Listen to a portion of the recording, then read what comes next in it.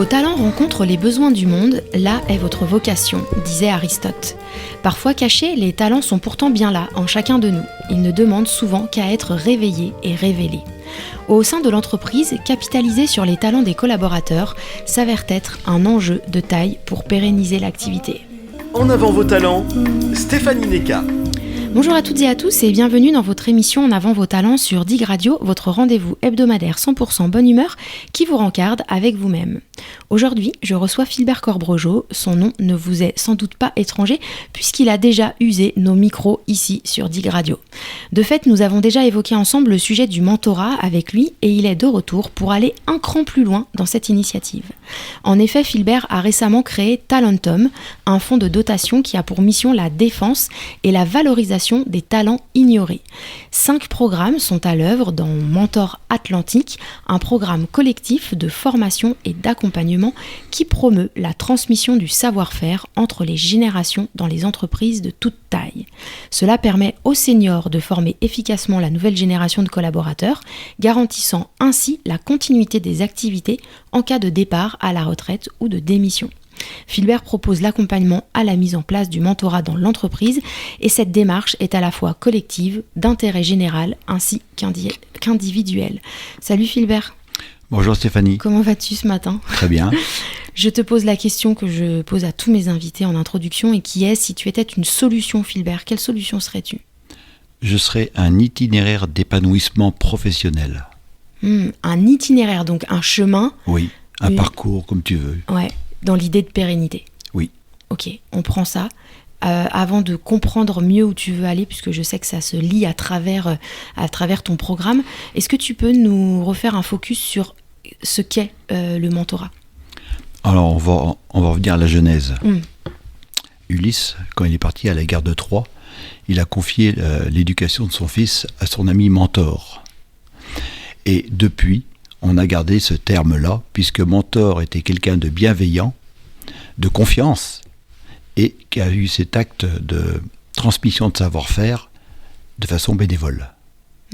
Alors maintenant, si on veut faire la traduction d'un point de vue professionnel, le mentorat en entreprise, c'est le partage de compétences techniques ou managériales entre des collaborateurs expérimentés, souvent appelés seniors, entre des personnes en quête d'évolution, on va appeler plutôt junior.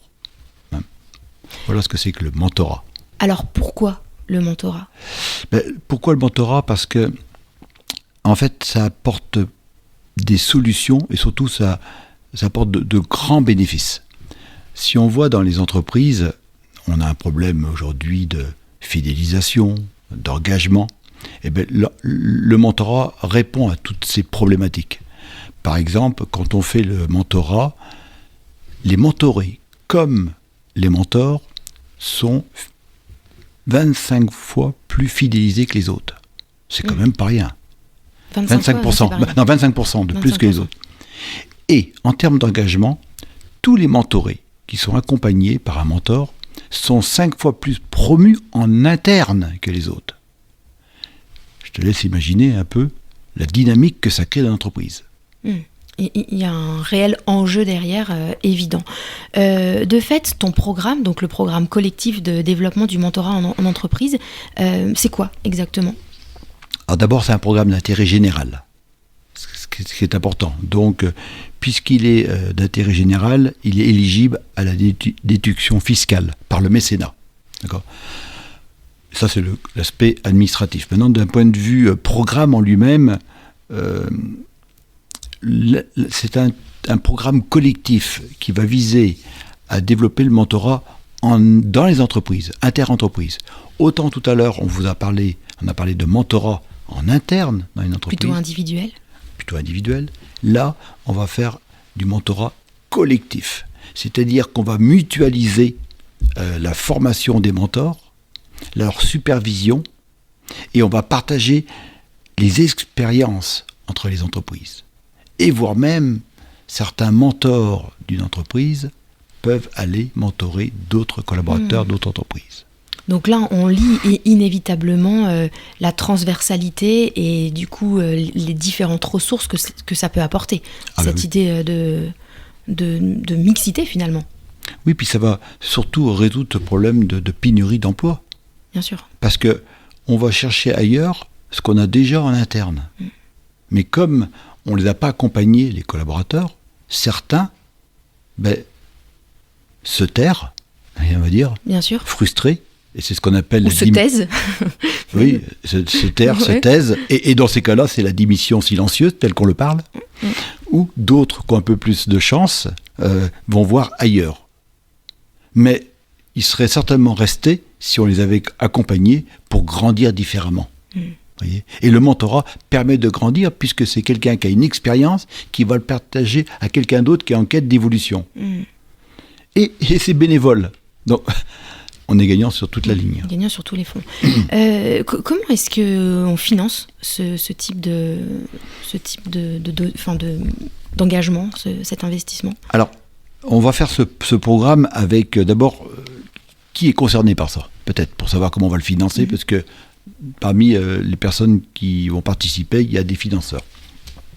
On va prendre 10 entreprises régionales de toute taille, alors principalement vendéennes. J'aimerais bien commencer par la Vendée, comme ce que j'ai pu faire. Tout ce que tu as toujours commencé par la Vendée. Exactement. Pour moi, c'est un territoire d'expérimentation, mais aussi d'engagement. Et donc, on va prendre 10 entreprises, peu importe la taille, mais qui sont engagées en RSE, en faveur du développement des talents. Et on va prendre, pour chacune des entreprises, des mentors, c'est-à-dire des seniors, et des juniors, des personnes qui sont prometteuses, qu'on sent qui peuvent évoluer, qu'on veut faire grandir.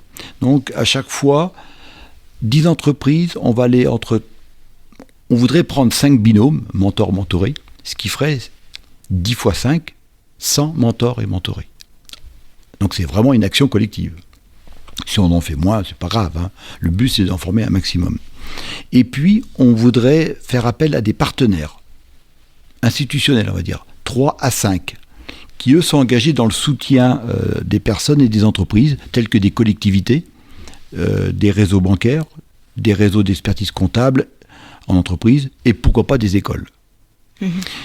Jusqu'à présent, dans tous les programmes que j'ai pu faire, il y avait toujours des réseaux bancaires, des experts comptables et d'avocats, jamais de collectivité territoriale. Moi, je fais un appel, je pense par exemple dans une zone industrielle, on aurait intérêt justement à faire appel à un groupement d'employeurs ou peut-être un groupement d'entreprises et voire même la collectivité, la commune, la communauté de communes. Pour mutualiser les choses. Exactement.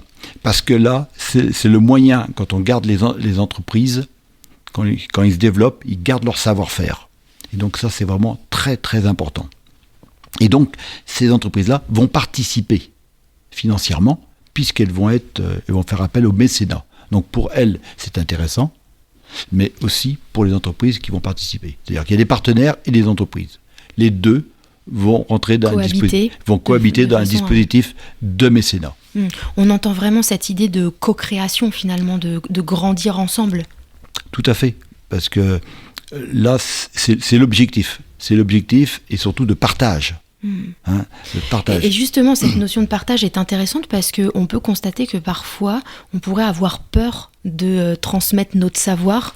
Peut-être qu'il y a un lien entre pouvoir et savoir et pouvoir, ou quelque chose qui tourne autour de ça, qui pourrait être un frein, non ? Qu'est-ce que tu en penses ? Alors, il faut quand même parler des difficultés. Bien sûr. Parce que si aujourd'hui, le mentorat se développe énormément dans les pays anglo-saxons, mais pas suffisamment en France, c'est qu'il y a une raison. Il y a une raison. C'est culturellement, on s'est trop attaché, nous, au diplôme et à l'expérience, et pas assez, justement, à ce genre de technique, qui marche très bien au Canada, qui marche très bien aux États-Unis et dans d'autres pays. On est un peu à la traîne de ce côté-là. Quand tu parles de cette peur de savoir, cette peur, il faut reconnaître que certains seniors auront des difficultés à vouloir transmettre leur savoir-faire, de peur de perdre leur pouvoir. Leur place, peut-être ? Alors, je dis le pouvoir, c'est-à-dire leur place à terme. Mais ceux-là, ce ne seront pas des vrais mentors. C'est pas grave, ils seront écartés du programme. On n'a pas besoin. Par contre, il y a de nombreux seniors qui aujourd'hui sont frustrés, qui partent à la retraite sans avoir pu transmettre leur savoir-faire. Et le pire, c'est qu'il y a des jeunes qui sont en phase d'intégration, qui sont en attente de ça. Bien sûr. Donc quel gaspillage. Quel gâchis, oui. Quel gâchis, quoi. Alors qu'on a tout sous la main et qu'il y a énormément de choses à partager et s'enrichir les uns des autres, justement.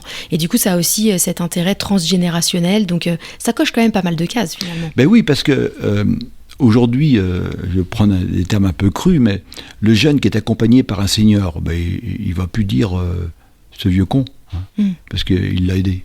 Et puis, le senior, il va plus dire ce jeune branleur, hein, parce qu'il le comprend mieux. Donc, on va réduire les conflits intergénérationnels. J'ai pas de stats à vous donner, comme les autres, mais ce que je sais, c'est que 71% des entreprises de Fortune 500 utilisent le mentorat. Le mentorat. Excusez-moi, mais c'est pas des philanthropes. Hein. Non, on est bien d'accord. D'accord. On est bien d'accord.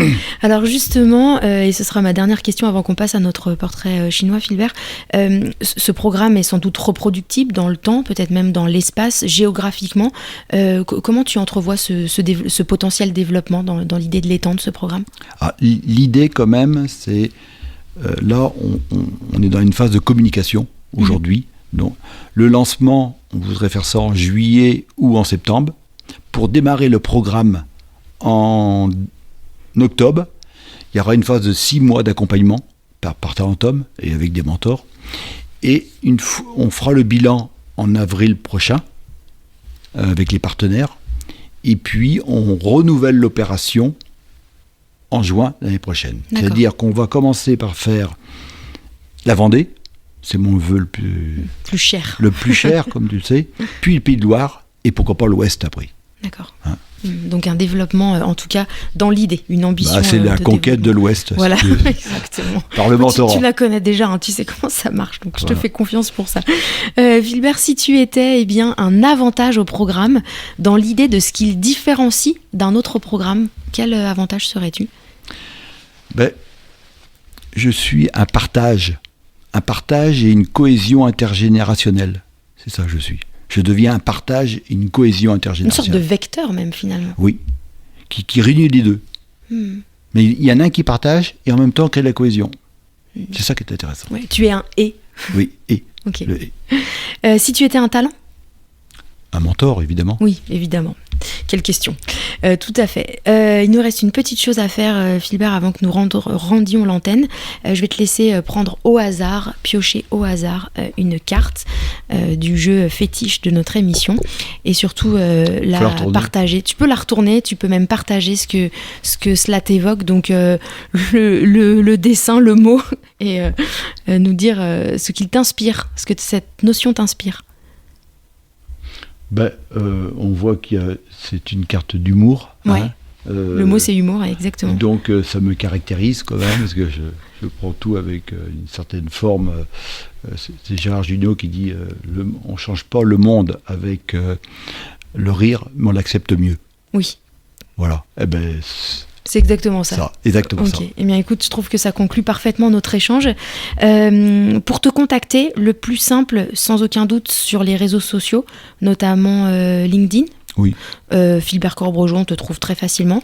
Et éventuellement sur le site internet de Talentum, donc www.talentum.fr, donc TALENTHUM, hein, c'est bien ça.